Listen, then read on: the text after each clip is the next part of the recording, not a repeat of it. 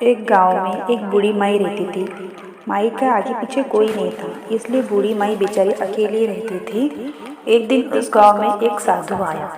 बूढ़ी माई ने साधु का बहुत प्रेम पूर्वक आदर सत्कार किया। जब साधु जाने लगा तो बूढ़ी माई ने कहा, महात्मा जी, आप तो ईश्वर के परम भक्त हैं, कृपा करके मुझे ऐसा आशीर्वाद दीजिए जिससे मेरा अकेलापन दूर हो जाए।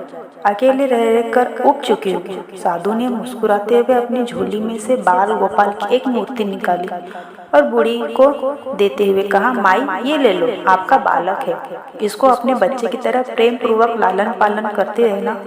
बूढ़ी माई बड़े लाड़ प्यार से ठाकुर जी का लालन पालन करने लगी। एक दिन गांव के कुछ शरारती बच्चों ने देखा कि माई मूर्ति को अपने बच्चे की तरह लाड़ कर रही है। नटखट बच्चे को माई से हंसी मजाक करने की सूझी। उन्होंने माई से कहा, अरे मैया सुन, आज गांव में जंगल से एक भेड़िया घुस आया है जो छोटे बच्चों को उठाकर ले जाता है और मारकर खा जाता है। तू अपने लाल का ख्याल रखना, कहीं भेड़िया इसे उठाकर ना ले जाए। बूढ़ी माई ने अपने बाल गोपाल को उसी समय कुटिया में विराजमान किया और स्वयं लाठी छड़ी लेकर दरवाजे पर पहरा लगाने के लिए बैठ गई। अपने लाल को भेड़िए से बचाने के लिए बूढ़ी माई भूखी प्यासी दरवाजे पर पहरा देती रही। पहरा देते देते एक दिन बीत गया, फिर दूसरा, फिर तीसरा, फिर चौथा और पांचवा दिन बीत गया।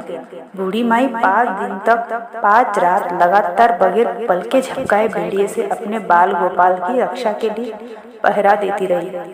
उस भोली भाली मैया का यह भाव देखकर ठाकुर जी का हृदय प्रेम से भर गया। अब ठाकुर जी को मैया से प्रेम का प्रत्यक्ष रूप से आस्वादन करने की इच्छा हुई। भगवान बहुत ही सुंदर रूप धारण कर वस्त्र आभूषण से सुसज्जित होकर माई के पास आए। ठाकुर जी के पाँव की आहट पाकर माई डर गई। कहीं दुष्ट भेड़िया तो नहीं आया। मेरे लाल को उठाने माई ने लाठी उठाई और भेड़िए को भगाने के लिए उठ गई। तब श्याम सुंदर ने कहा, मैया, मैं हूँ, मैं तेरा वही बालक हूँ जिसकी तुम रक्षा करती हो। माई ने कहा, क्या, चल हट, तेरे जैसे बहुत देखे हैं, तेरे जैसे सैकड़ों अपने लाल पर निछावर कर रही हूँ।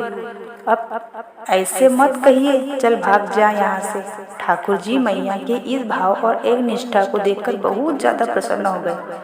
ठाकुर जी मैया से बोले, अरे मैया, भोली मैया मेरी, मैं त्रिलोकीनाथ भगवान हूँ, मुझसे जो चाहे वर मांग ले, मैं तेरी भक्ति से प्रसन्न हूँ।